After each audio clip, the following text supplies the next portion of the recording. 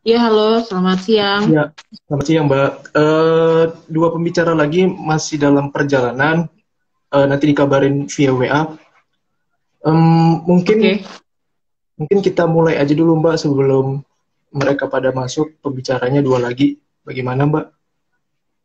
oke, boleh, Oke, bisa.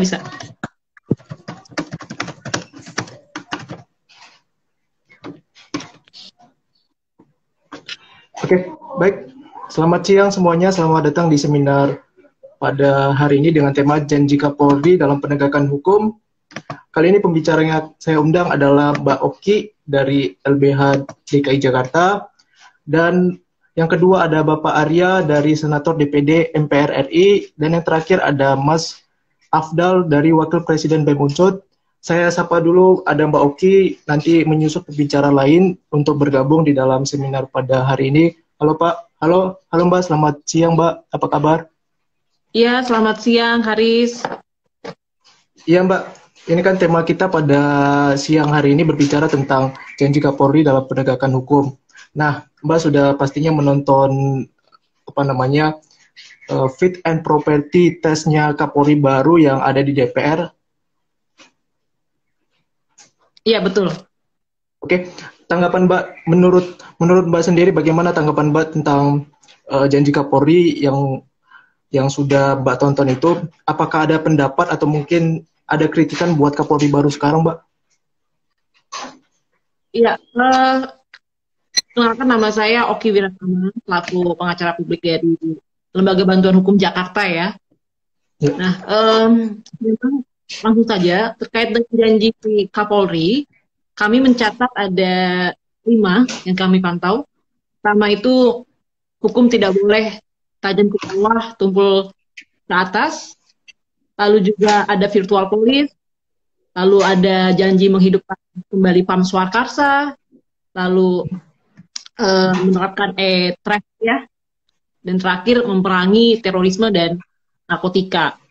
Nah, eh, di sini kami menyoroti beberapa hal. Jadi kita dari janji-janji tersebut kita menyoroti bahwa masih banyak nih tugas tugas Kapolri yang baru untuk membenahi sistem kultur yang ada di kepolisian.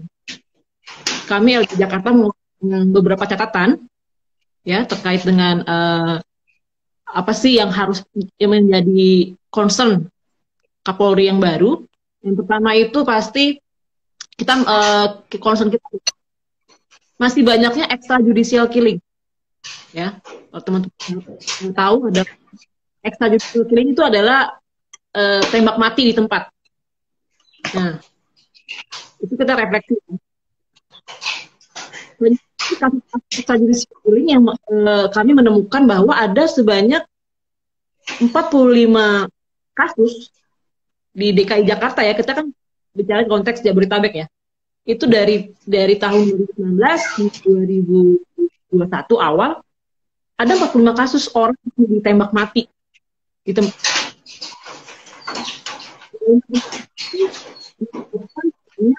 54 orang. Kepolisian mengatakan bahwa kita harus menggunakan tindakan tegas dan terukur. Nah, itu yang apa sih makna kalimat tindakan tegas dan terukur ini kan belum ada turunannya seperti itu. Terus yang kedua kita mencatat bahwa banyak sekali kejadian kriminalisasi terhadap aktivis ya, human rights defense sekali yang seperti teman-teman ketahui ada Dendi Laksono yang dulu ditangkap, Raffio Patra, terus juga Veronica Koman yang apa terus juga aktivis yang menyampaikan selalu ditangkepin ya kan, itu catatan sendiri. Nah, lalu juga kita menemukan masih banyaknya apa namanya itu kekerasan penyiksaan ya. Nah, itu masih banyak penyiksaan dilakukan oleh anggota kepolisian itu sendiri. Terus juga mencatat banyak sekali sekarang akses bantuan hukum kepada orang yang kriminalisasi itu sangat terbatas. Jadi ketika LBH Jakarta mendampingi kawan-kawan yang aksi ya, yang aksi terus tiba-tiba ditangkap kan. Nah, pada saat kita mendampingi itu kita selalu dihambat aksesnya untuk bertemu langsung dengan klien, gitu. Ini jadi akses bantuan hukum selalu dihambat. Nah, terlebih lagi dengan kita benturkan dengan misalkan janji Kapolri sekarang, yang kita soroti yang bahaya itu adalah menghidupkan kembali PAM Swakarsa, ini virtual police itu ya, yang paling bahaya dari janji-janji tadi itu, yang paling bahaya menurut saya itu. Apalagi itu juga sudah ada aturannya sekarang nomor 4 tahun 2020 tentang PAM Swakarsa. Bahaya sekali karena itu konflik horizontal. Ya. Dampak itu mengakibatkan mengekang kebebasan berpendapat dan berekspresi di dunia sosial ya, dunia maya. Itu bahaya. Jadi ketika kita memberikan pendapat atau mengkritik pemerintah, bisa aja kita tiba-tiba di DM sama virtual police, konten ini mengandung ujaran kebencian, hate speech misalkan. Nah itu bahaya tuh. Jadi ini kan bentuk-bentuk apa ya, represivitas aparat tapi dalam dunia maya. Ini bahaya sekali, mengekang kebebasan berpendapat dan berekspresi. Itu sih dari saya untuk pengantar. Tapi kan kalau bisa dibilang nih Mbak ya, untuk kasusnya virtual akun media sosial kita dipantau oleh Polri sendiri melalui online. Nah, menurut Mbak sendiri apakah ini lebih efektif di dalam memberikan keadilan mungkin kepada masyarakat, atau mungkin ada tanggapan Mbak Oki sendiri mungkin atau teman-teman LBH bagaimana virtual ini dapat mengganggu kebebasan berpendapat masyarakat sendiri, atau seperti apa Mbak? Ya tadi seperti yang saya sampaikan dengan adanya virtual police, jadi ini ya menurut pemerintah kan itu adalah upaya preventif menurut pemerintah, menurut kepolisian ya. Tapi menurut kita adalah itu sangat mengganggu dinamika kebebasan berpendapat. Nah, terlebih lagi sekarang kita fokusnya adalah mendorong bagaimana undang-undang ITE itu direvisi. Jadi kan ada pasal-pasal karet yang sering digunakan kan. Tujuan virtual police adalah tadinya untuk mencegah adanya laporan polisi, ya kan? Tapi ini belum dikaji ulang apakah virtual police itu bagaimana dampaknya, apakah efektif kan gitu. Menurut kami sejauh ini itu sangat mengganggu ya. Jadi teman-teman misalnya lagi bikin konten tiba-tiba langsung di DM diingatkan, itu hal yang hal yang aneh gitu dan mengganggu kebebasan pendapat, menurut saya seperti itu. Dan mungkin kasus-kasus yang lain Mbak, seperti mungkin tanggapan dari LBH sendiri mungkin selain tadi virtual online yang tadi Mbak katakan, mungkin ada nggak sih kasus-kasus lain dalam penegakan hukum Kapolri yang baru sekarang ini mungkin menjadi PR bagi Kapolri di dalam penegakan hukum selain misalnya pelanggaran HAM dan mungkin yang lain. Mungkin Mbak Oki sendiri bisa membuka data-datanya di sini supaya teman-teman pada tahu apa sih PR dari Kapolri baru sendiri di dalam penegakan hukum selain pelanggaran HAM dan yang lainnya, Mbak.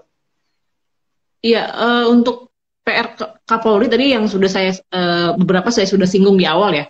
Yang pertama itu harus menghilangkan budaya praktek penyiksaan atau torture. Ya, jadi banyak sekali pengaduan yang masuk ke LB Jakarta, jadi mereka merupakan korban salah tangkap, tapi dipaksa mengaku dengan disetrum, dipukul, supaya mengaku perbuatan yang bukan mereka lakukan.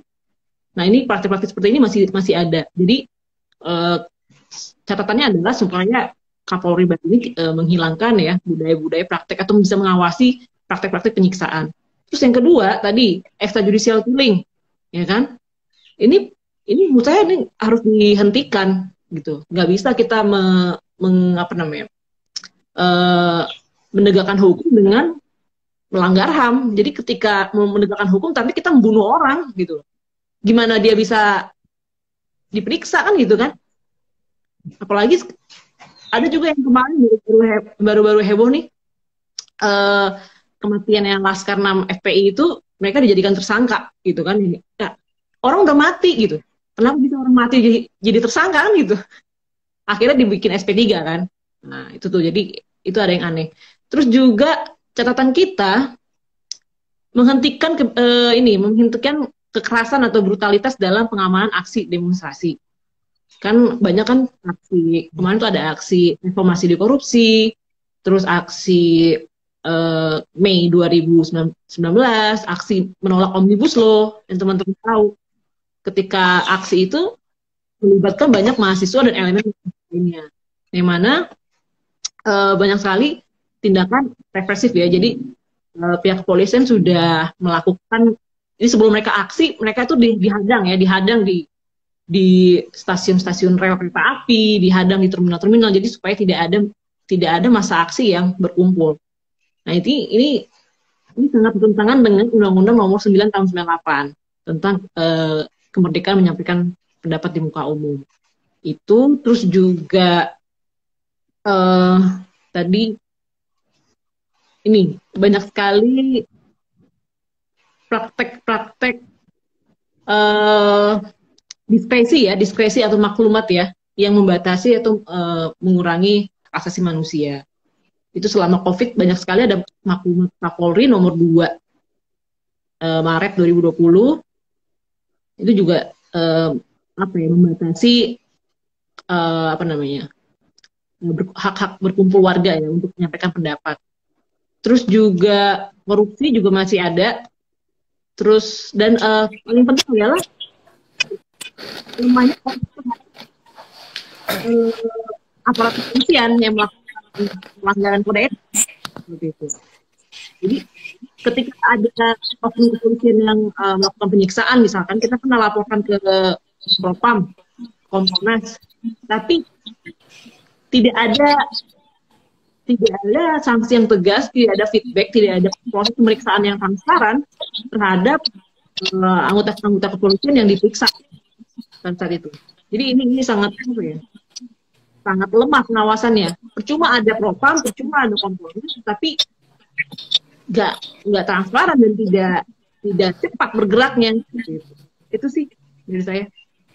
Tapi kan kalau bisa dibilang Mbak, dalam penegakan hukum juga kita tahu bahwa kasus-kasus di berita sendiri adanya aparat hukum oknum ya Mbak ya, kalau bisa dibilang oknum ikut terlibat di dalam permainan penegakan hukum ini sendiri. Nah, bagaimana untuk Kapolri baru sendiri untuk menyelesaikan hal ini, karena juga kan tidak bisa juga Polri bekerja sendiri tanpa ada bantuan jajaran yang ada di bawahnya sendiri, Mbak.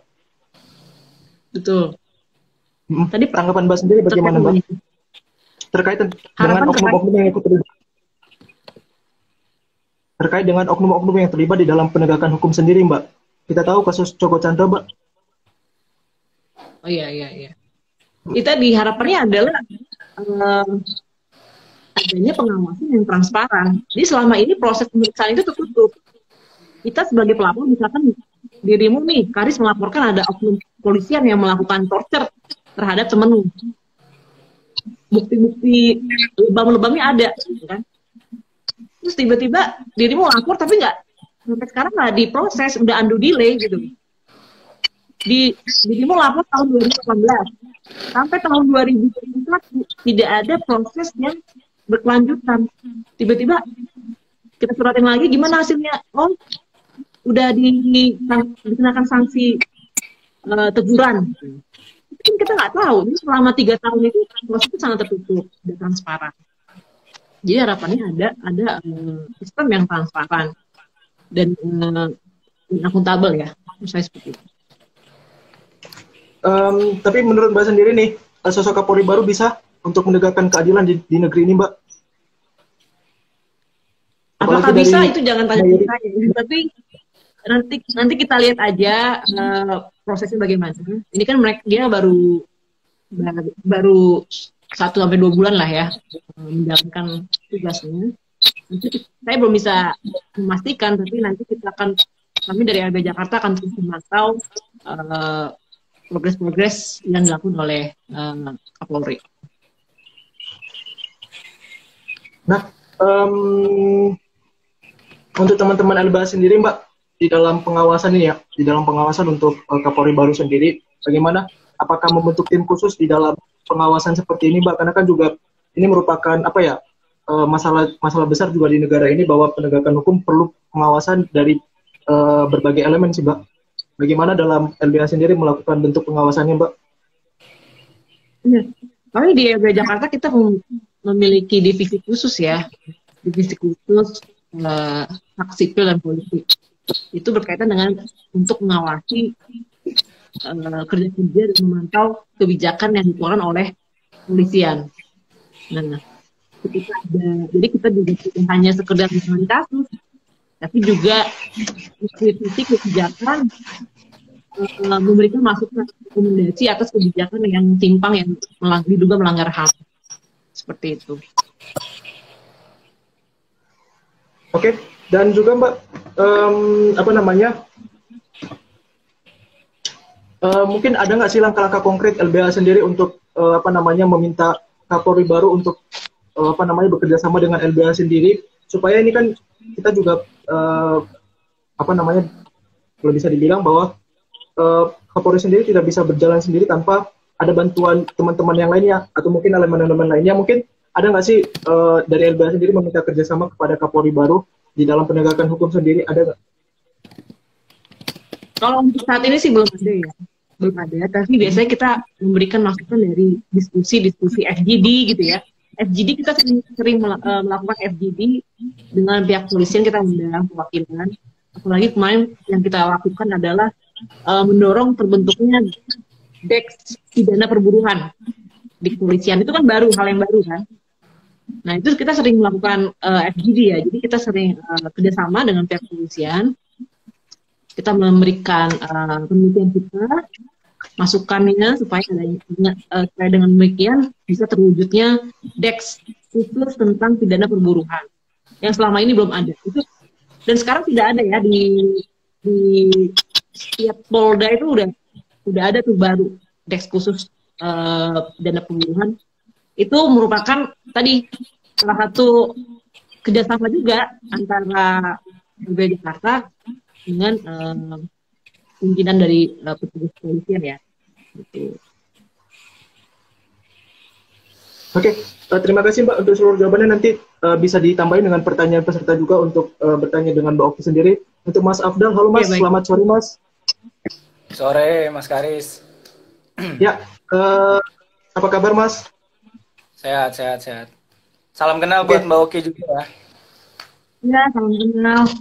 Salam buat Kak Jenny Mbak. Di kantor nggak? Oh iya, unsur ya? Iya. Kenal. Oke, untuk dari BEM sendiri, bagaimana tanggapan BEM sendiri tentang pengangkatan Kapolri baru yang sekarang ini? Oke. Sebenarnya secara urgensi ya, pengangkatan Kapolri baru ini juga penuh dengan intervensi dari Presiden tentunya. Itu.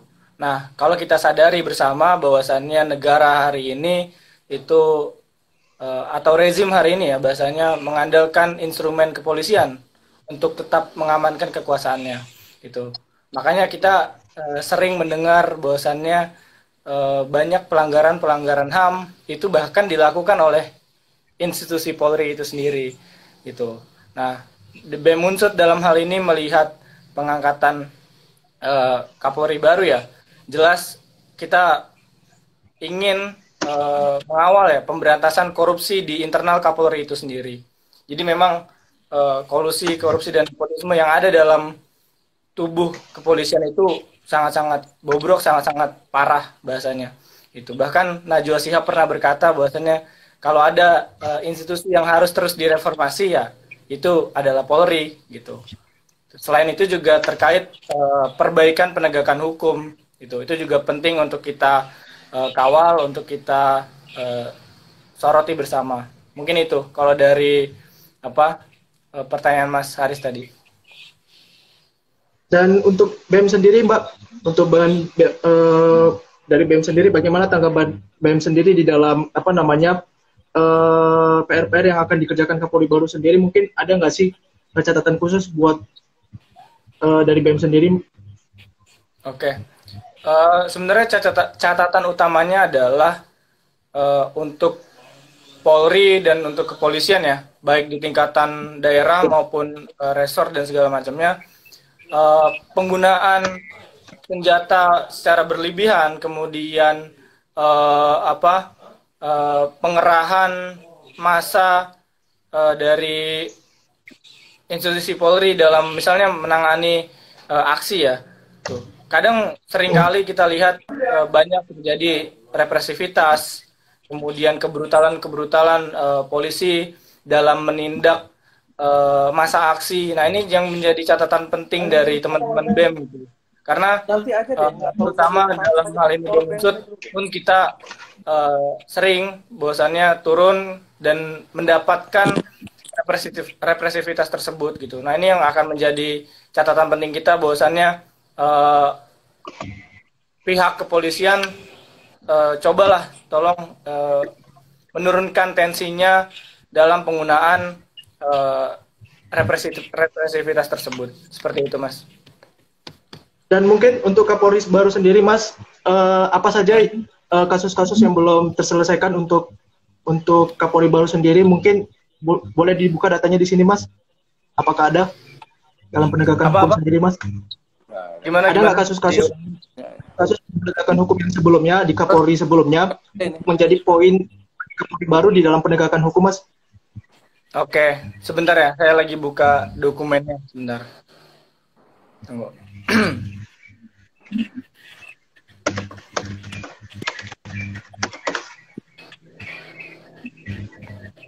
Sebentar, Mas.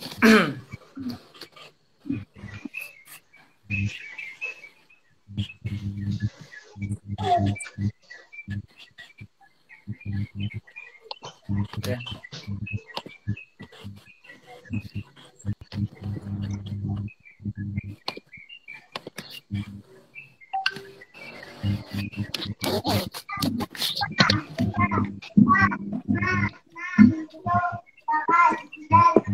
Nah, sebenarnya ada beberapa PR untuk Kapolri baru ya.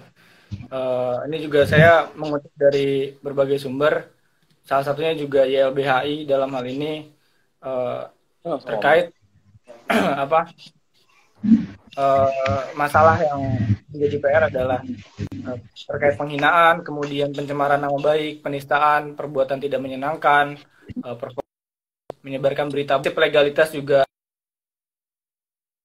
Itu ada lex certa, lex scripta, dan lex stricta, kemudian pencurian dan penggelapan berbeda dan tidak dapat dipertukarkan. Tuh, jadi memang menurut saya dalam hal ini Presiden dan juga DPR, khususnya Komisi 3 ya, Komisi 3 DPR RI, itu ayo kita sama-sama mengawal jalannya, karena memang butuh perhatian secara komprehensif dalam menciptakan iklim yang sehat gitu dalam tubuh Polri. Seperti itu, Mas Karis. Temanya mana? Nah, kemudian juga yang terbaru tadi kan saya juga sudah berbicara. ST Telegram juga itu cukup mengerikan ya. Di 2 Oktober 2020 yang lalu, itu di situ Kapolri memerintahkan dalam kutipannya ya, cegah, redam, dan alihkan aksi unjuk rasa yang dilakukan kelompok buruh maupun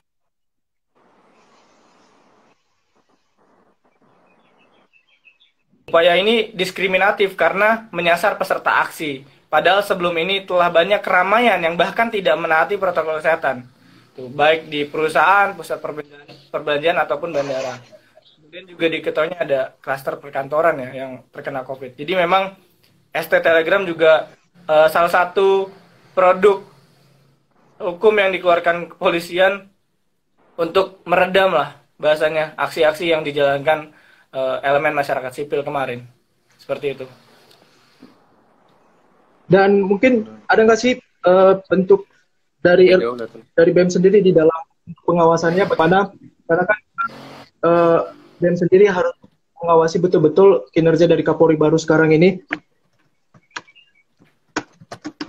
Oke, sebenarnya simpelnya adalah dari BEM ya, selalu memantau update apapun perkembangan isu yang ada di publik. Kemudian juga itu dikorelasikan dengan upaya-upaya yang dilakukan oleh pihak kepolisian ataupun dalam hal ini negara dalam menindak isu tersebut. Contoh yang terbaru adalah upaya menciptakan polisi cyber ya, virtual police, yang mana akan menindak kejahatan dan kekerasan yang terjadi di media sosial. Gitu. Kutipan-kutipan atau narasi-narasi yang tendensius itu akan dipermasalahkan, akan bisa ditangkap dan segala macamnya. Kemudian nih, saya sedikit ada data. Ini cukup banyak juga hak-hak yang dilanggar ya oleh pihak kepolisian. Ini juga ada ada kriminalitas, kemudian hak berkedudukan, hak peradilan, itu juga banyak. Mungkin itu Mas Karis. Pelanggaran-pelanggaran fair trial juga. Oke, dan terakhir ini Mas Abdal dari BEM sendiri, perwakilan BEM sendiri, mungkin ada nggak sih harapan-harapan baru di dalam Kapolri baru sendiri, dan mungkin dari BEM sendiri yakin nggak penegakan hukum untuk Kapolri baru sendiri bisa dijalankan dengan baik, atau masih mungkin perlu perhatian khusus dari BEM sendiri, Mas? Oke. Kalau ditanya yakin atau enggak, harusnya kita mendasari semuanya dengan optimisme ya, tentunya. Optimis untuk ada perbaikan ke depannya. Tapi kalau kita melihat tren Indonesia hari ini mengalami penurunan demokrasi yang sangat-sangat signifikan, gitu. Bahkan mensasar kepada kebebasan sipil, kemudian hak politik yang nilainya sangat anjlok, gitu. Kemudian terjadi banyak shrinking civic space ya, di mana-mana. Itu juga yang akhirnya semakin membuat kita pesimis. Tapi tentunya BEM Unsur dalam hal ini tetap mempunyai optimisme dan tetap melakukan segala cara yang itu bisa meningkatkan atau menjaga marwah demokrasi kita. Jadi dalam hal ini optimis ya, tentunya kita tetap optimis dengan perbaikan yang ada di tubuh kepolisian itu. Tapi melihat fakta hari ini, Polri, institusi besar Polri itu selalu diandalkan oleh rezim hari ini dalam mengamankan kekuasaannya. Seperti itu. Oke, baik Mas Abdal, terima kasih atas jawabannya. Nanti ditambahin juga dengan dari pertanyaan peserta yang hadir di live Instagram pada hari ini. Dan kembali saya kepada Pak Arya. Halo Pak, selamat siang. Ya, selamat siang. Ya, apa kabar Pak? Baik, sehat. Semoga sehat semua ya. Sehat Pak. Ya. Pak, berbicara tentang janji Kapolri baru sendiri, bagaimana tanggapan Bapak sendiri Pak, sebagai senator DPD MPR RI, Mbak? Ya. Jadi kebetulan saya ada di Komite 1 Bidang Hukum, yang menangani counterpart kami adalah Kapolri sendiri, Panglima, dan juga Mendagri, serta Kemenko Polhukam. Jadi saya sangat memahami dari bagaimana dari tadi pembicara menyampaikan hal-hal terkait dengan institusi Polri, dan dapat saya tegaskan, suka tidak suka, memang negara vakum dalam melakukan pelayanan masyarakat. Saya kebetulan ketika kuliah di Trisakti waktu tahun 98, saya juga merupakan aktivis di sana yang waktu itu melihat bagaimana satu perpindahan kekuasaan ke Orde Reformasi. Dan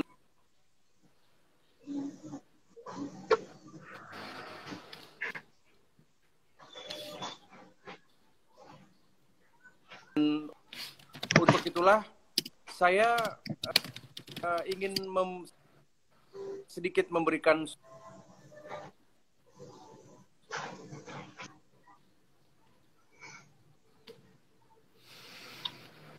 gambaran tentang situasional yang ada di Republik Indonesia, khususnya di ibu kota. Kami yang saat ini tengah bekerja di pusat pilihan Kapolri ini fondasi presiden. Itu kan bunyi undang-undang. Jadi presidenlah yang mengajukan nama parlemen. Jadi kalau dianggap Kapolri itu merupakan suatu perpanjang tanganan dari negara, sah sesuai undang-undang seperti itu. Maka dari itu, kirimkan satu nama untuk menjadi suatu pilihan. Dan DPR, tugasnya parlemen adalah untuk memberikan yang mengenai masalah figur yang diajukan siapapun itu, termasuk Kapolri baru, ini merupakan suatu figur. Tentu presiden juga mendapatkan pertimbangan dari para senior, namanya majelis atau lembaga yang memang ada presiden.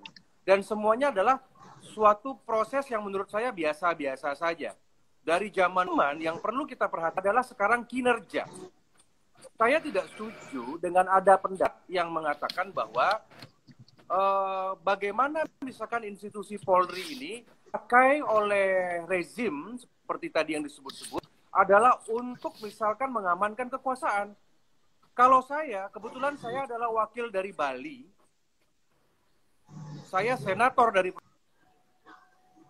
Provinsi Bali. Kalau kami di Bali ini kami suatu nilai-nilai penghormatan terhadap negara. Ya, artinya dari tadi kan yang disebut itu adalah mungkin satu pihak penilaian tentang keburukan-keburukan saja. Tentang keburukan, misalkan kebijakan, tentang represif pada saat demonstrasi. Tetapi kalau ditanya dengan komponen orang Bali misalkan, apakah setuju nggak orang Bali atau saya sebagai wakil rakyat dari Bali, misalkan tentang pembubaran FPI? Ya setuju. Apakah setuju tidak penghentian perkara tentang 6 orang saksi yang sekarang sudah almarhum?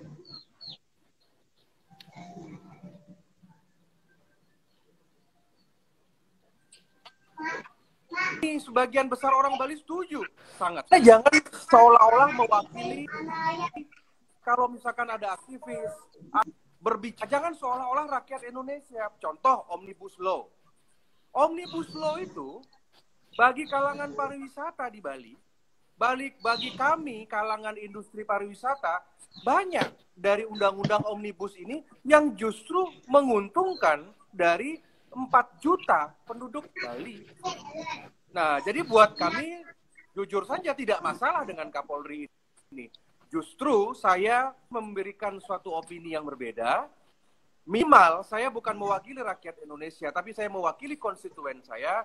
Kita sangat senang Bapak Joko Widodo telah Bapak Kapolri yang baru, karena beliau ini sangat paham dan loyalitas seorang Kapolri tunggal secara undang-undang. Loyalitasnya adalah kepada Presiden Republik Indonesia. Tentu, selain itu tentu dengan konstitusi. Nah, jadi yang terakhir terkait dengan pengawasan dari daftar pertanyaan yang dikirimkan. Bagaimana misalkan tentang pengawasan dan lain sebagainya. Itulah fungsi dari DPR dan DPD. Jangan kira kami juga tidak memberikan masukan-masukan.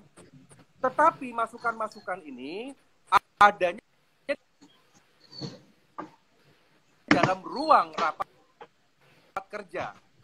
Ya, kalau misalkan saudara-saudara dari dunia kampus, dari dunia LSM, silakan. Itu sesuatu yang baik, kritik membangun, berikanlah segala sesuatu. Kita berbicara tentang institusi Polri, kita berbicara tentang prajurit-prajurit Polri. Minggu lalu saya datang ke Papua, saya datang ke Maluku, saya datang ke tempat perbatasan Indonesia dan negara asing. Kita melihat bagaimana di sana TNI Polri menjaga Nusantara dari hutan. Itu juga Polri. Bagaimana misalkan ketika kami orang Bali dibantu pengenanganan terkait bom Bali. Jangan lupa, kami pernah menjadi korban bom Bali 1 dan bom Bali 2. Kita dibantu oleh Polri. Makanya kalau Anda menanyakan kepada kami, Bali paling pertama all out dalam membela apapun. Kalau ada yang tidak sempurna, DPR pun tidak sempurna, DPD pun tidak sempurna. Ya, makanya itu kita harus menempatkan permasalahan.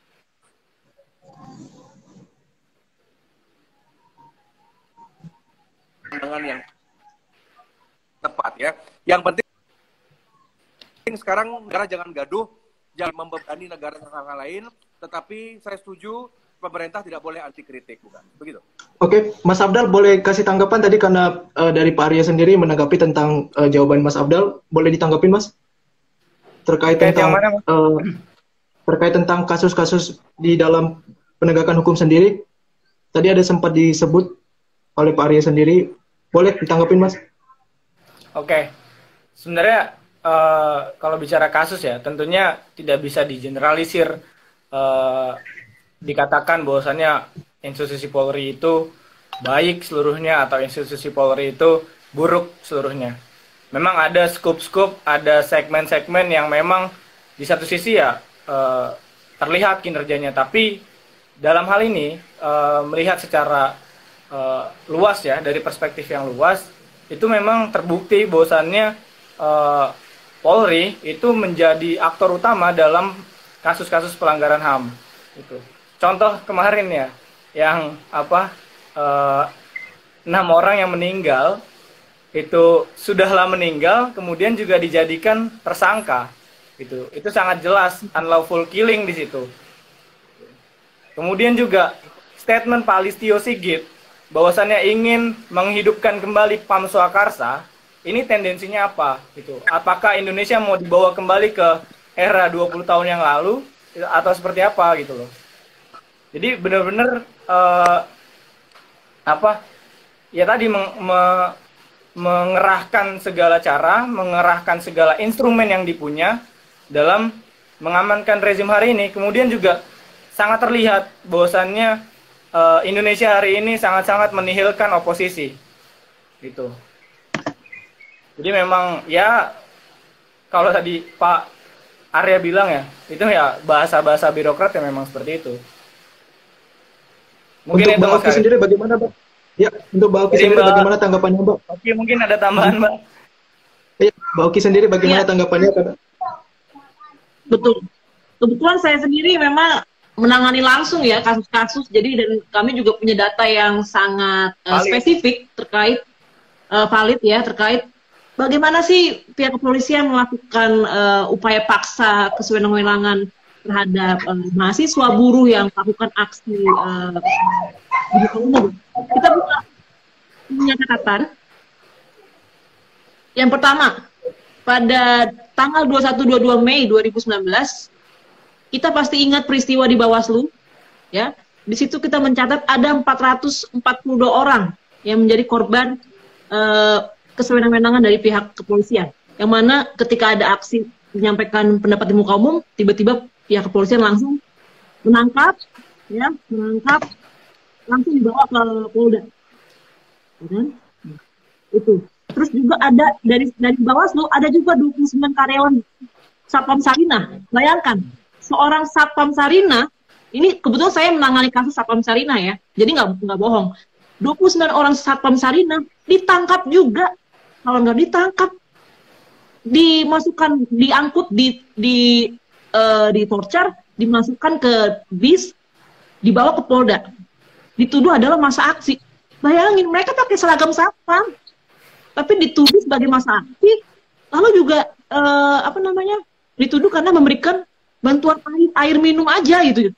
Itu dijadikan dikriminalisasi dan akhirnya sidang ke Pengadilan Negeri Jakarta Pusat. Bayangkan, bukan orang biasa ya, security pakai seragam, tiba-tiba dibilang masa aksi, terus diamankan, dimasukkan ke bis, dipukul, lalu disidangkan di pengadilan. Itu bahaya. Yang kedua, ada 700 orang lebih ya yang ditangkap pada aksi September Oktober 2019 yang menolak RKUHP, menolak RUU Pemasyarakatan dan sebagainya.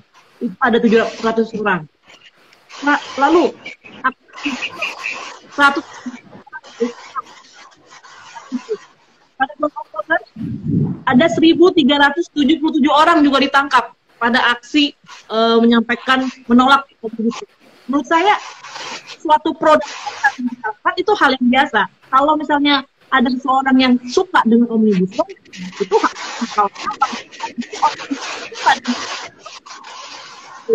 orang juga kan seperti itu. Tapi ketika seseorang menyampaikan pendapatnya di muka umum untuk menyampaikan catatan-catatan menolak Omnibus Law, jangan sampai orang tersebut itu dibungkam pendapatnya, dibungkam, direpresi, dipukuli, lalu juga dilakukan upaya paksa tanpa ada surat perintah penangkapan, langsung ditangkap gitu aja kan gitu. Ini yang menurut saya yang pola-pola seperti ini tadi adalah pola-pola yang mengamankan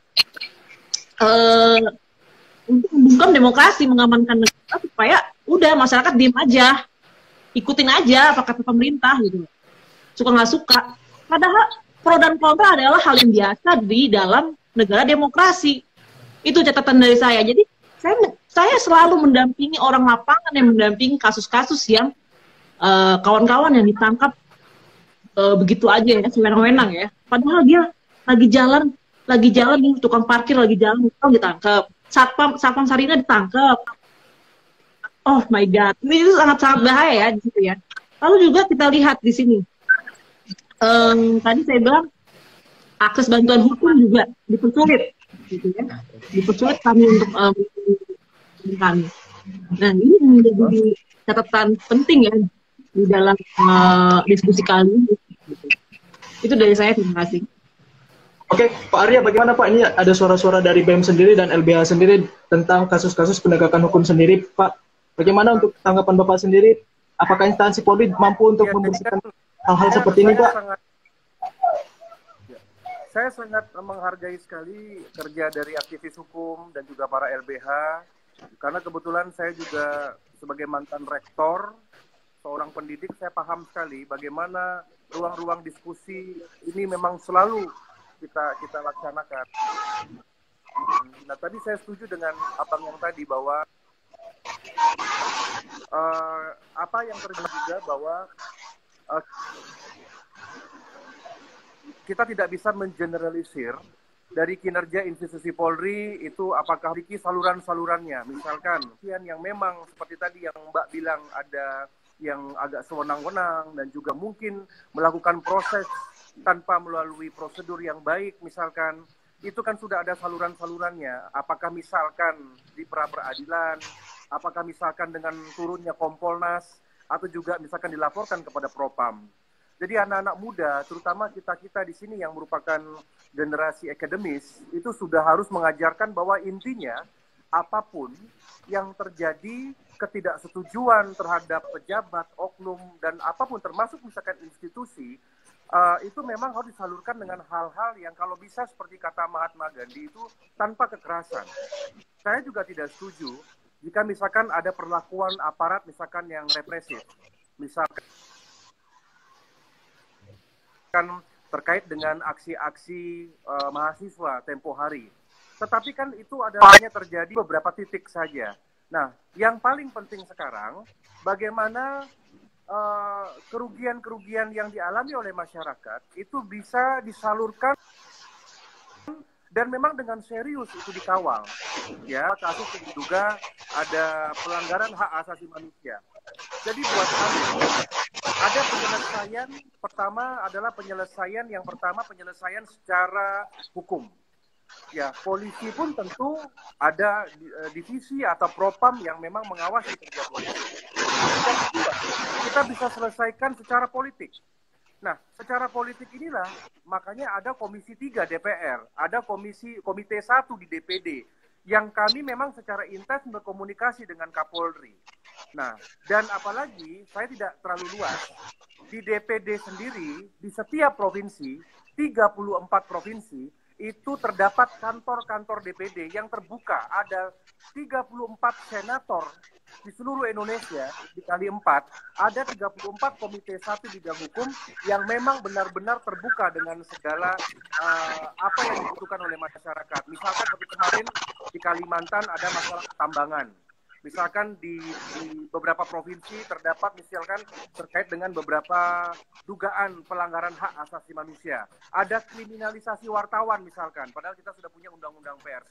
Jadi saya tidak terlalu melebar, karena bagaimanapun juga kita boleh saja tidak setuju dengan oknum atau pejabat, tetapi mari kita jaga dan kita perbaiki bersama-sama institusi Polri ini.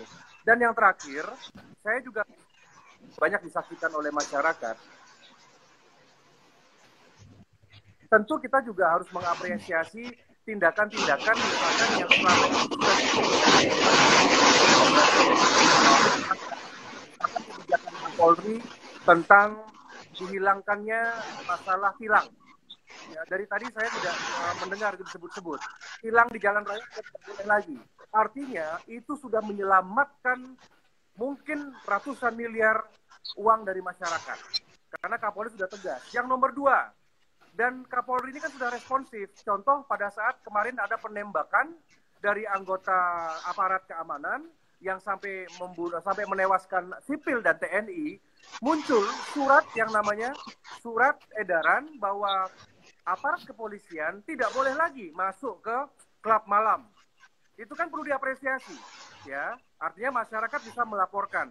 Yang nomor 3, ini yang mungkin menurut saya Kapolri ini konsisten dengan janjinya, karena bukan sekedar wacana di depan kami di Senayan, tetapi langsung dilaksanakan dengan adanya surat edaran tentang Undang-Undang ITE, yang dimana sejak surat edaran itu 2 minggu yang lalu itu dikeluarkan, jadi jika ada perselisihan tentang Undang-Undang ITE di masyarakat dengan hanya meminta maaf saja, maka kasus itu bisa dianggap restoratif justice, tidak ditahan.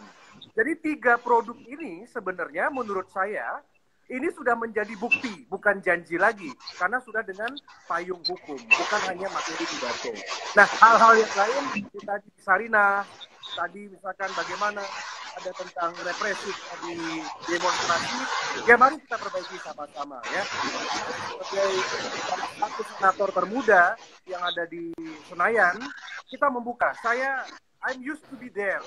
Saya dulunya aktivis. Saya dulunya ada di tempat saudara, dan maka dari itu sekarang ada di Senayan untuk membantu memperbaiki hal-hal yang seperti tadi. Demikian. Nah, untuk Mas Abdal sendiri, bagaimana untuk masyarakat sendiri melihat kasus-kasus juga di dalam baru-baru ini juga kita melihat bahwa adanya kasus-kasus revisi Undang-Undang ITE sendiri, dan masyarakat juga takut untuk berpendapat di dalam mengkritik pemerintah. Nah, bagaimana tanggapan Mas sendiri? Apakah Kapolri baru bisa memberikan keadilan terhadap Undang-Undang ITE sendiri? Karena kan juga banyak suara-suara dari masyarakat sendiri untuk meminta Undang-Undang ITE sendiri harus direvisi. Bagaimana, Mas? Oke. Sebenarnya terkait revisi Undang-Undang ITE ya, ini termasuk hal yang impulsif menurut saya yang dilakukan oleh Presiden. Gitu. Kenapa nggak dengan rancangan undang-undang yang lain itu bisa kooperatif ini gitu loh? Kenapa nggak kemarin Undang-Undang Cipta Kerja tidak disahkan? Kenapa nggak kemarin Undang-Undang Minerba tidak disahkan gitu loh? Kenapa produk hukum yang memang itu menguntungkan oligark itu selalu disahkan gitu. Dan hari ini terkait wacana rancangan undang-undang revisi undang-undang ITE ya, menurut saya hulu masalahnya bukan di revisinya, tapi mau nggak Presiden Joko Widodo ini sadar bahwasannya hulu masalahnya ada di beliau gitu. Mau nggak beliau menerima kritik, menerima check and balance yang harus diterapkan, yang harus diimplementasikan gitu loh. Jadi otokritik yang masuk ya perlu ditanggapi secara dewasa gitu loh, bukan malah akhirnya jadi anti kritik gitu. Tapi terkait revisi undang-undang ITE juga dari BEM sendiri dalam hal ini juga masih mempelajari ya, karena butuh gerakan-gerakan nggak hanya turun ke jalan, tapi secara intelektual juga kita harus tanggung jawab atas moralitas intelektual kita. Bagaimana kita bisa memproduksi sebuah kajian dalam menanggapi setiap isu. Itu mungkin dalam hal ini juga Demintut masih proses pendalaman dalam revisi undang-undang ITE, tapi sudah tergambarkan bahwasannya urgensi apa yang dibawa pemerintah hari ini revisi undang-undang itu. Mungkin itu dulu. Dan dari Mbak Oki sendiri, Mbak, apakah ini benar-benar fakta masyarakat sekarang ini takut untuk mengeluarkan pendapat karena adanya undang-undang ITE yang karet? Dan ini juga Ya, menjadi sebenarnya janji Kapolri baru juga di dalam revisi Undang-Undang ITE sendiri, Mbak. ya. Jadi gini, mengenai Undang-Undang ITE, bahkan kalau kita lihat ya diskusi publik yang kemarin ada Pak Mahfud MD, ada Prof Edi ya selaku Wamenkumham, bahkan Prof Edi selaku Wamenkumham sendiri mengakui bahwa ada 3 pasal di Undang-Undang ITE yang multitafsir dan itu harus direvisi. Itu Wamenkumham ya, yang mengakui bahwa ada pasal yang ditafsir. 3 pasal itu adalah satu pasal 7, pasal 28 dan pasal 29 Undang-Undang ITE. Di mana tidak secara kaidah norma itu juga tidak baik, namun juga implementasi juga jadinya akhirnya menjadi pasal karet. Banyak sekali orang sekarang menggunakan pasal-pasal 27 atau 28 itu antar golongan dan individu ini sangat multitafsir dan itu harus didesak untuk direvisi ya. Itu bukan kata saya tapi kata Prof Edi sendiri ya selaku Wamenkumham yang mengatakan di diskusi publik kemarin. Jadi saya mengapresiasi ya. Bahkan hal ini juga didukung oleh Wamenkumham sendiri untuk untuk merevisi ya, mengakui bahwa Undang-Undang ITE itu multitafsir. Tambahan sedikit Mas Haris, ini saya melihat data juga itu dikutip dari SafeNet ya, dari SafeNet South Asian Freedom of Expression Network itu setidaknya ada 3.100 kasus pelaporan Undang-Undang ITE. Kemudian dari data Koalisi Masyarakat Sipil juga diumumkan oleh ICJR menunjukkan sepanjang 2016 sampai 2020 itu conviction rate-nya kasus pasal karet ini mencapai 96,8% atau setara dengan 744 perkara. Kemudian juga tingkat pemenjaraan mencapai 88% atau setara dengan 676 perkara. Seperti itu. Oke, untuk Pak Arya sendiri Pak, bagaimana tanggapan Bapak sendiri tentang Undang-Undang ITE sendiri? Karena tadi Mbak Oki sudah menyampaikan pendapat dan Mas Abdul juga sudah menyampaikan pendapat. Bagaimana tanggapan Bapak sendiri di dalam Undang-Undang ITE yang masih karet Pak dan masuk ke dalam prolegnas tahun 2004? Ya, prinsipnya kami dari Kamar DPD RI, kami menyetujui revisi Undang-Undang ITE ini. Ya, jadi dengan suatu kewenangan yang diberikan lebih secara konstitusi kepada DPD, pastinya nanti ketika inisiatif, kita kan akan lihat dulu Undang-Undang ITE ini akan menjadi inisiatif DPR atau inisiatif dari pemerintah yang akan diwakili oleh Menteri Hukum dan HAM. Nah, kami belum menerima rancangan ini. Nah, yang pasti banyak aspirasi dari para senator-senator Indonesia adalah karena kami adalah orang-orang independen, kami orang-orang yang tidak berpartai politik, tentu kami lebih jernih melihat segala sesuatunya. Dan memang banyak kerugian-kerugian yang kita lihat terkait dengan ada Undang-Undang ITE. Contoh saja seperti di Bali, misalkan bagaimana salah satu tokoh muda Bali seperti Jering ya, yang berpendapat berbeda atau misalkan dituduh mendiskreditkan Ikatan Dokter Indonesia misalkan. Ini salah satu adalah menjadi kasus yang memang kami menjadi atensi terkait dengan pelaksanaan Undang-Undang ITE. Dan saya memberikan apresiasi kepada Kapolri yang dengan cepat sekali ada suatu bukan kekosongan hukum, tetapi ada suatu solusi walaupun dalam payung hukum surat edaran Kapolri terkait bagaimana penanganan teknis tentang Undang-Undang ITE ini yang ada di seluruh Republik Indonesia dengan dikeluarkannya SE. Ini menjadi solusi yang menurut saya solusi ad hoc, sementara, pragmatis, dan memang tetap kita perlu dorong.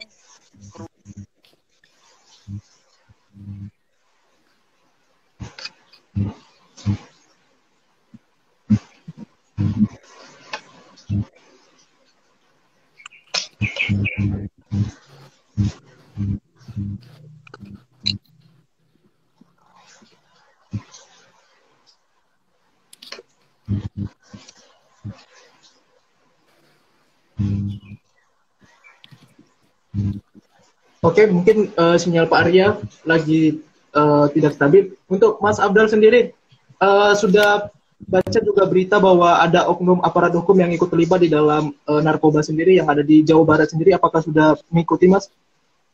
Iya. Nah, ini juga PR berat bagi Kapolri baru sendiri di dalam memberantas narkoba juga. Apalagi aparat hukumnya sendiri ikut terlibat di dalam ikut terlibat di dalam ya narkoba itu sendiri. Bagaimana Mas supaya Kapolri baru ini bisa memberantas dalam hal narkoba juga, Mas? Oke. Sebenarnya kalau kita lihat kasus ya, mungkin ini seperti gunung es kalau menurut saya. Kasus apa? Narkoba di dalam tubuh kepolisian ya. Bisa saja sebenarnya kasus-kasus yang tidak ter-highlight ke publik itu lebih banyak dan nggak terungkap saja menurut saya. Jadi yang terungkap hanya yang ya beberapa atau segelintir saja. Kemudian juga ini menjadi gambaran sebenarnya untuk masyarakat bisa melihat bahwasannya oh ternyata ya memang sebobrok itu di dalam tubuh Polri. Nah memang tadi bahwasannya kalau ada institusi yang harus terus direformasi ya institusi Polri gitu loh. Jadi memang ini jadi tamparan keras juga untuk Polri memperbaiki dan juga mengusut tuntas ya itu. Kemudian ya melakukan perbaikan-perbaikan di dalam tubuh Polri itu sendiri. Mungkin itu sih Mas dari saya. Nah untuk Mbak Oki sendiri bagaimana tanggapannya Mbak? Untuk kasus narkoba sendiri, pemberantasan dalam narkoba sendiri bagaimana Mbak? Ini juga menjadi... Ya, pemberantasan. Kalau kita lihat data ya di data Badan Pusat Statistik ya, itu paling banyak yang memenuhi rumah tahanan negara atau rutan atau lapas itu banyak kan adalah kasus-kasus narkotika, narkoba itu berdasarkan data BPS. Nah, banyak sekali orang-orang yang cuma misalkan dia bukan pengedar tapi dia hanya memakai sedikit atau dia menggunakan untuk alasan kesehatan misalkan ya. Itu diterapkan pasal yang tinggi dan dia ditahan gitu ya. Jadi kenapa banyak sekali over kapasitas di dalam rutan itu sendiri karena banyak kasus narkotika yang seperti itu yang cuma beberapa butir dia untuk gunakannya untuk kesehatan akhirnya ditahan. Betul. Nah, menurut saya pendekatan seperti rehabilitasi jadi nggak harus seseorang itu tidak harus ditahan ya dalam konteks dia memakai sedikit ya. Dalam gini, penahanan di KUHP itu kan tidak harus penahanan di rutan, tapi ada juga penahanan kota, penahanan rumah, kan gitu kan, tahanan rumah, tahanan kota gitu loh di KUHP. Jadi, tapi pola pikir yang masih diterapkan oleh pihak kepolisian saat ini adalah pola pikir yang konvensional, di mana ketika orang itu tadi saya bilang hanya menggunakan sedikit saja narkotika, dia langsung ditahan gitu ya, padahal alasannya untuk kesehatan dan sebagainya. Nah ini yang terlalu konvensional ya untuk melihat bagaimana sih penahanan itu sendiri. Jadi ini akhirnya berakibat pada over kapasitas di rutan atau di lapas itu karena kasus narkoba yang tadi seperti itu. Dan untuk korupsi sendiri Mbak, Mbak, bagaimana Mbak? Ini sangat sulit sekali untuk diberantas di Indonesia sendiri. Apakah menurut Mbak ini juga menjadi catatan poin penting bagi Kapolri baru sendiri di dalam memberantas korupsi di Indonesia, Mbak? Iya, untuk kasus korupsi sendiri itu juga menjadi catatan penting ya di yang kami buat di LB Jakarta ya. Jadi memang kalau untuk korupsi ini sebenarnya sudah jadi budaya ya, culture gitu ya, KKN segala macam gitu. Tapi ini untuk praktek korupsi ini memang harus dihilangkan dari tubuh Polri itu sendiri untuk dengan semangatnya reformasi kepolisian misalkan, ya kan, dan ini harus dirubah gitu sih. Nah untuk Mas Abdul sendiri bagaimana Mas? Untuk Kapolri baru sendiri, apakah bisa bekerja sama di dalam memberantas korupsi juga Mas? Harusnya bisa, karena ini jadi tanggung jawab bersama, nggak cuma Polri ya, dalam hal ini KPK juga gitu. Walaupun kita dikecewakan lewat revisi undang-undang KPK yang ya hampir kurang lebih setahun ya tidak ada penangkapan yang cukup signifikan terkait kasus-kasus korupsi, baru akhirnya meledak kemarin ya 2 menteri ditangkap terkait kasus bansos dan ekspor lobster. Nah, dalam ini perlu sinkronisasi, perlu korelasi antara Polri, kemudian KPK, dan juga Presiden ya dalam hal ini untuk komitmen dalam memberantas korupsi, gitu Mas. Berarti kalau bisa dibilang, Mas, Kapolri baru harus betul-betul mengusut tuntas korupsi sampai ke akar-akarnya, seperti itu? Ya, tentunya seperti itu. Karena ya ini menjadi masalah mendasar juga gitu loh. Terlepas di dalam, maksudnya dalam proses bernegara ya, memang banyak stigma-stigma ketika masuk ke sistem pasti tidak jauh akan melakukan korupsi dan segala macamnya. Tapi ya ini yang harus kita benahi bersama menurut saya. Di dalam ini perlu kesadaran secara menyeluruh, nggak cuman dari pihak polisian, KPK, tapi juga dari masyarakat juga perlu sadar.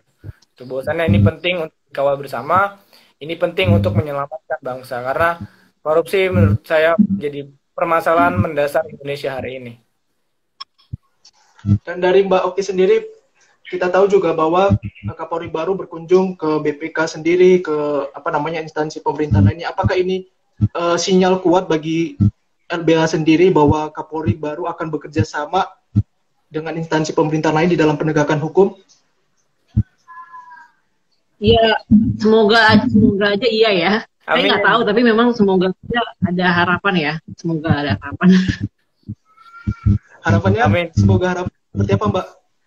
Ya, supaya harapannya supaya tadi praktik-praktik korupsi itu dihilangkan. Tapi memang ya semoga jadi gitu ya. Jadi kita nggak bisa menduga, saya yakin atau optimis, tapi ya harapan masyarakat kan seperti itu. Harapan masyarakat adalah semoga praktik-praktik korupsi ini memang hilang dan Polri juga sesuai kembali dengan komitmennya, ya. Ada dengan slogannya motor ya, revolusi mental misalnya gitu ya. Itu kan slogan-slogan mereka supaya mereka juga bisa mengusut tuntas kasus-kasus korupsi secara independen. Untuk Mas Abdul sendiri bagaimana, Mas?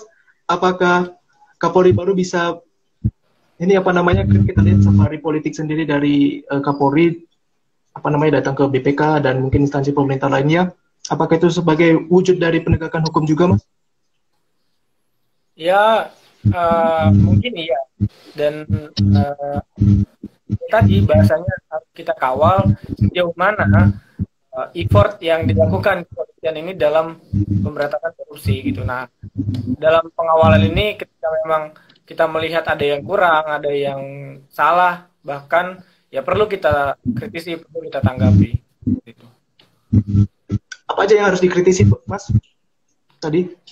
Yang perlu dikritisi ya ketika kita melihat ada yang salah dalam proses perbaikan atau dalam proses pengentasan kasus korupsi.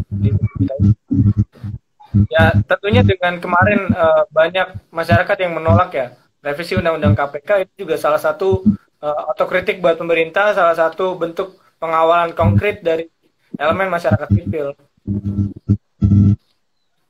Dan untuk Mbak Oki sendiri bagaimana revisi Undang-Undang KPK? Tadi sempat dibahas oleh Mas Abdul sendiri. Iya, untuk mengawal revisi Undang-Undang KPK itu sudah kami lakukan sejak tahun berapa ya, Pak? 2000. Sudah lama memang ya, 2018 itu kita awal ya revisi Undang-Undang KPK. Karena kami memang LBH Jakarta bekerja sama juga dengan elemen-elemen masyarakat untuk mengawal isu-isu terkini ya, seperti itu. Dan apakah itu berpihak kepada tersangka kasus korupsi atau mungkin ada hal lain yang menjanggal bagi LBH sendiri, Mbak? Yang menjanggal maksudnya gimana nih? Di dalam revisi Undang-Undang KPK? Oh jelas, itu dari segi prosesnya juga ya, pengesahannya terlalu terburu-buru juga. Terus juga isinya juga tidak sesuai dengan harapan masyarakat sipil seperti itu yang sudah kita sampaikan. Untuk masyarakat sendiri, Mas Abdul, apakah masyarakat sudah percaya dengan penegakan hukum di Indonesia atau masih ada harapan terhadap penegakan hukum di Indonesia sendiri, Mas? Gimana Mas? Masyarakat apa? Ya, masyarakat, menurut Mas sendiri, apakah masyarakat ya sekarang ini sudah tidak percaya dengan penegakan hukum yang ada di Indonesia, atau mungkin masih ada penegakan, apakah masih ada kepercayaan dari masyarakat untuk untuk penegakan hukum di Indonesia sendiri, Mas? Oke. Sebenarnya saya sederhananya menggambarkan ini ketika rezim pemerintahan hari ini semakin anti kritik, semakin sewenang-wenang, kemudian semakin memanfaatkan segala instrumen yang punya dalam mengamankan kekuasaan, kemudian menihilkan oposisi dan segala macamnya, itu berbanding lurus dengan public trust yang menurun menurut saya gitu. Dan itu sangat-sangat terlihat jelas ya. Ada datanya dari indeks demokrasi yang turun, kemudian tingkat kepercayaan publik terhadap negara, terhadap pemerintah hari ini juga sangat-sangat menurun gitu. Nah, ini yang menjadi gambaran negara kita hari ini. Kalau untuk Mbak Oki sendiri, Mbak, apakah masyarakat sekarang ini sudah percaya dengan penegakan hukum atau tidak percaya lagi dengan penegakan hukum, Mbak? Ya, berdasarkan survei yang saya pantau ya, itu memang terjadinya angka penurunan ya terhadap kepercayaan terhadap institusi Polri. Terus juga tadi saya juga melihat ada data dari indeks demokrasi ya, bahwa demokrasi di Indonesia tuh mengalami penurunan, atau kalau kita bilang bahasanya mengalami shrinking space of demokrasi. Jadi shrinking space itu tenggelam, bukan lagi menurun tapi sudah tenggelam, shrinking space itu. Jadi itulah cerminan demokrasi kita pada hari ini, karena saya bicara dengan data-data ya, data lapangan yang saya temukan. Dan bagaimana Mas Afdal sendiri supaya Kapolri baru menaikkan kepercayaan masyarakat untuk penegakan hukum sendiri? Bagaimana? Tentunya dengan menampilkan itikat-itikat baik untuk perbaikan di tubuh Polri itu sendiri, itu ya adil, objektif dalam menangani setiap permasalahan, kemudian juga tidak melakukan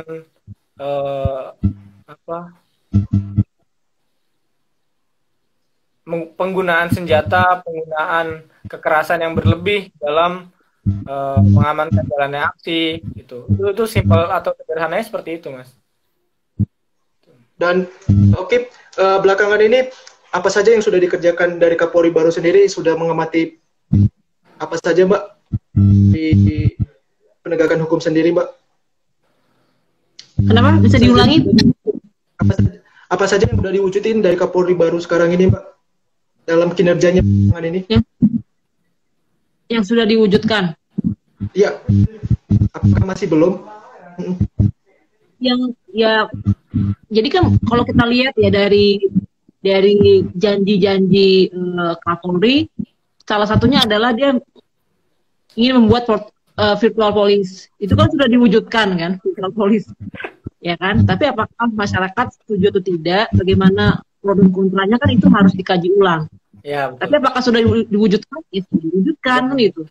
Nah, terkait lalu juga yang kedua, yang paling bahaya menurut saya Pam Swakarsa ini kan ini. Jadi Pam Swakarsa ini kalau teman-teman ingat itu terjadi pada era Soeharto ya, di mana pada tahun 98 ya banyak di tragedi Semanggi ya, Semanggi 1 tuh tahun 98 itu melibatkan Pam Swakarsa yang akhirnya menimbulkan konflik horizontal ya antara masyarakat dan masyarakat. Ini sangat bahaya dan akan menimbulkan pelanggaran HAM. Padahal kalau kita lihat sesuai dengan visi misinya Jokowi, nawacitanya Jokowi, dia ingin menuntaskan pelanggaran HAM. Dengan adanya Pam Swakarsa maka akan menimbulkan pelanggaran HAM. Jadi sangat bertentangan kan? Itu jadi ini sangat bertentangan. Tapi ya jauh itu ya itu yang baru saya lihat ya. Berarti kalau bisa dibilang, Mbak, Kapolri baru sekarang ini menghidupkan kembali yang ada di zaman-zaman Orde Baru, Mbak. Kalau kita lihat dari janji-janjinya sih tadi ya, yaitu berpotensi ya. Kalau saya bilang itu sudah pasti menghidupkan, bukan, karena kan belum terjadi, ya kan? Tapi berpotensi, kita menduga bisa saja terjadi adanya pengulangan kembali masa-masa baru. Dan mungkin untuk Mas Abdal sendiri, poin-poin yang harus dihilangkan dari janji Kapolri baru sendiri bagaimana, Mas? Apa saja yang harus dihilangkan? Poin-poin yang harus dihilangkan apa gimana? Di dalam penegakan hukum sendiri, karena kita sudah tahu kan bahwa Polri sendiri sudah mengeluarkan poin-poinnya itu, poin-poin yang ada di DPR yang kemarin. Nah, mungkin ada nggak tanggapan Mas sendiri, harus ini poinnya dihilangkan, harus ini poinnya dilanjutkan, atau bagaimana? Oh, tadi ya, menurut saya yang poin-poin yang sifatnya tendensius ke arah mengembalikan Indonesia ke 20 atau 30 tahun yang lalu, itu juga jadi perhatian khusus menurut saya, karena akan seperti apa lagi, maksudnya sipil akan dibenturkan dengan sipil, kemudian ya jangan sampai terjadi lagi lah 98 jilid 2 atau gimana tuh. Bahkan ya kalau Mas Haris tahu juga kan, kalau di Myanmar mereka melawan rezim militer, dan kalau di sini kita melawan rezim oligarki gitu. Jadi memang pemegang penuh kekuasaan ya oligarki gitu. Berarti dari catatan Mas Abdal sendiri, berarti poin-poin yang harus dilakukan itu berarti kembalinya ke zaman Orde Baru, dan Kapolri baru sendiri menghidupkan kembali otoriter, Mas? Yang harus dilakukan sebenarnya ya poin-poin yang memang tidak layak dan tidak tepat. Salah satunya tadi ya, akan mengaktifkan kembali Pam Swakarsa, menurut saya itu bukan solusi yang tepat, bukan solusi yang layak untuk hari ini. Gitu. Tendensinya apa? Hidupkan kembali Pam Swakarsa. Bahkan saya kemarin terakhir ikut aksi di Banyumas ya, di Purwokerto. Akhirnya dengan situasi yang buntu, lobbying mentok, tidak tercapai kesepakatan dan segala macamnya, akhirnya teman-teman masa aksi itu harus dihadapkan dengan ormas. Jadi ormas akan dibenturkan dengan kita, padahal ya mereka sipil, kita sipil gitu loh. Ini bukti konkret yang sudah saya rasakan juga gitu. Bahkan kemarin sampai penggunaan gas air mata yang berlebihan, kemudian banyak teman-teman di Banyumas juga yang terkena represif, tendangan, pukulan dan segala macamnya seperti itu. Mungkin itu sih jadi highlight banget kalau menurut saya. Dan Mbak Oki sendiri, Mbak, apa saja poin-poin yang harus dipertahankan dari janji Kapolri tersebut, Mbak? Menurut Mbak sendiri, apa saja yang harus dipertahankan? Ya, janji Kapolri dipertahankan atau diubah nih? Ya, tadi kan sudah Mas Abdal berbicara tentang diubah poin-poinnya. Nah, untuk Mbak Oki sendiri, apa saja yang harus dipertahankan?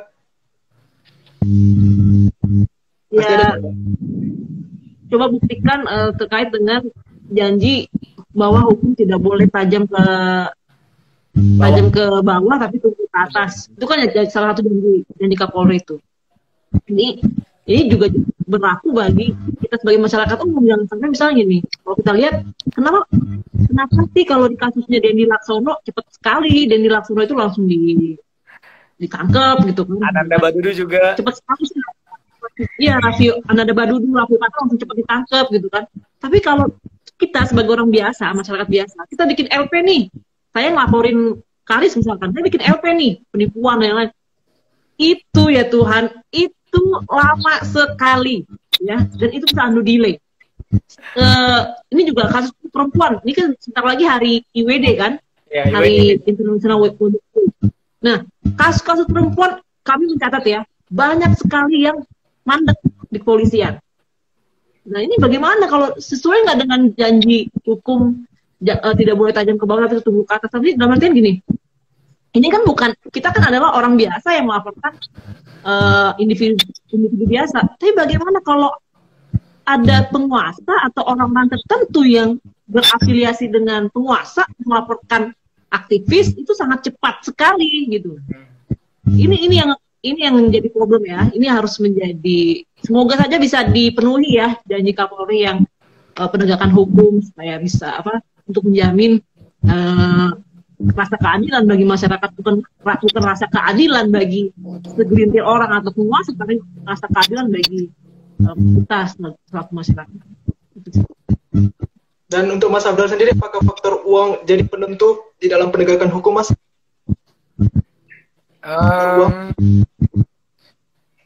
Kalau dibilang faktor utama, sebenarnya enggak sih. Tapi itu juga jadi salah satu faktor. Sebenarnya utamanya adalah dari kesadaran moral kita masing-masing gitu loh. Ketika memang polisi sadar bahwasannya penegakan hukum harus ditegakkan secara adil, ya benar-benar adil yang seadil-adilnya, ya sekalipun ada tadi faktor lainnya adalah uang, ya itu nggak jadi intervensi yang berlebih gitu. Tapi memang di beberapa kasus, di beberapa banyak masalah juga faktor penentunya adalah uang. Bagaimana kasus bisa cepat diselesaikan dengan uang yang ya sogokan dan segala macam, itu udah menjadi rahasia umum lah dalam tubuh kepolisian seperti itu. Bahkan sesimpel bikin SIM aja banyak kan SIM-SIM yang nyogok dan segala macam. Nah, ini ada pertanyaan dari peserta, dari Mas Wildan. Jadi jika seorang pemimpin negara atau daerah menyalahi pasal hukum, bolehkah kepolisian menindaknya? Ini mungkin kasus yang baru sekarang ini, Mbak. Mungkin dari kita bicara balik lagi ke konstitusi ya, nggak bisa dong orang pemimpin negara misalkan dilaporin ke polisi, misalkan dalam konteks presiden atau wakil presiden. Yang bisa memberhentikan presiden wakil presiden itu siapa? Sesuai konstitusi. Bukan dari LP kan sebenarnya kan, yang bisa memberhentikan presiden wakil presiden. Kita balik lagi ke konstitusi. Nah, yang bisa itu adalah dari pertimbangan dari MPR seperti itu. Nggak bisa kita bikin LP ke Jokowi, ya itu kacau jadi sistem konstitusi kita gitu. Nggak bisa, karena itu terkait dengan presiden wakil presiden, bukan kita nih, kita nggak bisa. Tapi prosedurnya adalah dari DPR, MPR seperti itu. Kalau untuk Mas Abdal sendiri bagaimana tanggapannya? Apakah sama tanggapannya atau ada mungkin tanggapan yang berbeda? Kurang lebih sama dengan Mbak Oki. Tapi saya rasa DPR atau MPR juga akan minim atau bahkan sama sekali tidak mungkin ke arah sana. Karena hari ini suhu politik legislator dan eksekutif itu hampir sama. Gitu. Samanya seperti apa, Mas? Ya sangat terlihat lah contohnya dengan partai politik di belakangnya, ketua DPR RI dengan Presiden Jokowi pun sama partai politiknya. Berarti berarti ada kepentingan partai politik di sini, Mas, di dalam penegakan hukum juga? Oh jelas lah itu. Salah satunya, Mas, dibukakan, Mas, salah satu dari kepentingan partai politik. Apa ya? Saya sebenarnya ya harus hati-hati juga karena kan nggak tahu nih peserta barangkali ada yang record atau gimana kan. Tapi kalau dibilang ada sebenarnya ya tentunya ada kepentingan partai politik dalam proses penegakan hukum, kemudian dalam proses bernegara itu pasti ada. Itu kental lah. Mungkin dari Mbak Oki bisa nambahin, Mbak. Bagaimana, Mbak? Adakah kepentingan partai politik di dalam penegakan hukum juga? Iya, pasti ada. Saya rasa ada ya, pasti, karena gini, untuk membuat undang dari awal itu bikin undang-undang aja pasti ada unsur partai politik di dalam membuat produk undang-undang kan, ada unsur-unsur politik di dalam membuat suatu peraturan perundang-undangan. Jadi ya bisa saja itu ada. Dan ada faktanya, Mbak Oki sendiri? Mungkin LBH, teman-teman LBH sendiri ada? Kita belum menemukan ya, belum menemukan. Tapi ada ada peluang atau mungkin peluang untuk menemukan hal tersebut, Mbak, dari kepentingan partai politik untuk penegakan hukum? Mendapatkan datanya ada, Mbak? Ada potensi. Saya rasa kalau untuk datanya saya belum ada, tapi saya rasa ada potensi ya, karena memang tadi presiden juga berasal dari suatu partai politik tertentu kan, dan produk undang-undang juga diciptakan oleh dari para wakil rakyat kan di Senayan tersebut. Jadi ada unsur politik juga untuk menciptakan suatu undang-undang, dan mungkin bisa ada intervensi tadi seperti kalau misalnya kan Komisi 3, masyarakat mengadu Komisi 3 dan Komisi 3 menyampaikan hal itu ke misalnya ke polisian dan aparat pemerintah lainnya, itu kan ada intervensi politik juga di situ. Jadi saya bilang ada potensi ya kalau kita. Dan untuk Mas Afdal sendiri, bagaimana untuk Komisi sendiri? Apakah Komisi 3 sendiri sama dengan Kapolri yang baru di dalam penegakan hukum, atau masih seperti sebelumnya, Mas Afdal? Gimana? Diulang, Mas. Untuk ini Komisi 3 sendiri, Mas. Karena kan BEM sendiri selalu melihat kinerja dari DPR sendiri. Nah, untuk Komisi 3 yang di bidang hukum dan juga bekerja sama dengan instansi Polri, apakah Komisi 3 ini bisa mampu untuk melakukan penegakan hukum yang dijanjikan oleh Kapolri baru, atau ya udah kayak sebelum-sebelumnya saja? Sebenarnya itu akan bisa terjawab dengan seiring waktu ya, karena Listio Sigit juga baru terpilihnya, ibaratnya masih panjang perjalanannya nanti dalam memimpin Polri. Kemudian ketika dikorelasikan dengan upaya perbaikan yang dilakukan juga oleh Komisi 3, tinggal kita lihat saja, tinggal kita kawal saja. Sebagai rakyat ya kita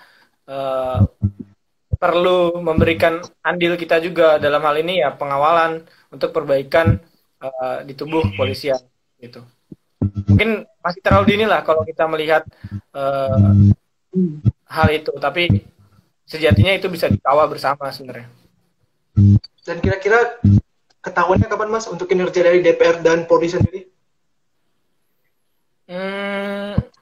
Mungkin bisa beberapa bulan ke depan, atau bisa mungkin beberapa bulan ke depan sih, lebih tepat.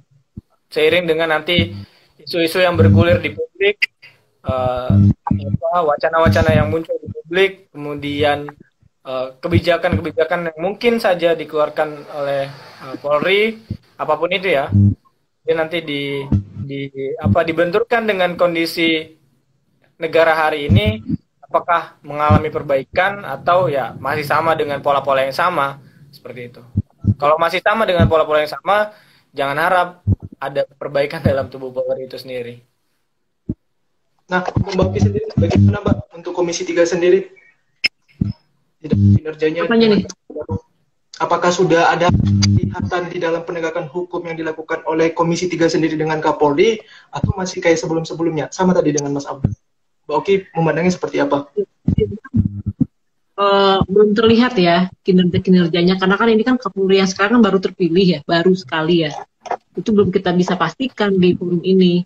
Tapi memang yang kita kawal misalkan terkait dengan DPR, kita kawal aja dari undang-undang yang masuk ke prolegnas. Undang-undangnya apa nih yang kira-kira yang membahayakan bagi masyarakat sipil? Contoh satu, apa teman-teman? RKUHP. Belum lama ini kan ada di berita tuh, Mahfud MD kan ingin segera mengesahkan RKUHP. Yang mana RKUHP dulu tahun 2019 ditolak oleh berbagai kalangan mahasiswa, buruh, dan masyarakat sipil lainnya. Bahkan anak-anak K-popers juga turun untuk aksi kan, anak K-pop ya kan. Nah ini masih apa ya, dalam artian wacana RKUHP ini walaupun dia dia sekarang tidak masuk prolegnas, tapi wacana ini sebetulnya akan menjadi concern dari pemerintah ya. Satu, RKUHP, kedua RUU kemasyarakatan. Ini juga yang perlu kita kawal bersama. Seperti itu.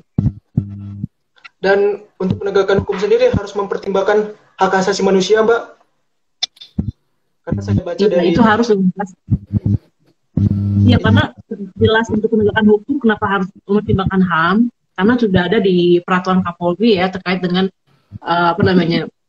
penyidikan yang prinsip penyidikan berdasarkan hak asasi manusia itu ada. Terus juga Indonesia sudah meratifikasi ICCPR, Konvensi Hak Sipil dan Politik ke dalam Undang-Undang Nomor 12 Tahun 2005. Ada berbagai instrumen HAM yang menjamin untuk adanya penegakan hukum yang berprinsipkan hak asasi manusia. Jadi nggak sekedar katanya, tapi sudah ada kerangka hukumnya seperti itu.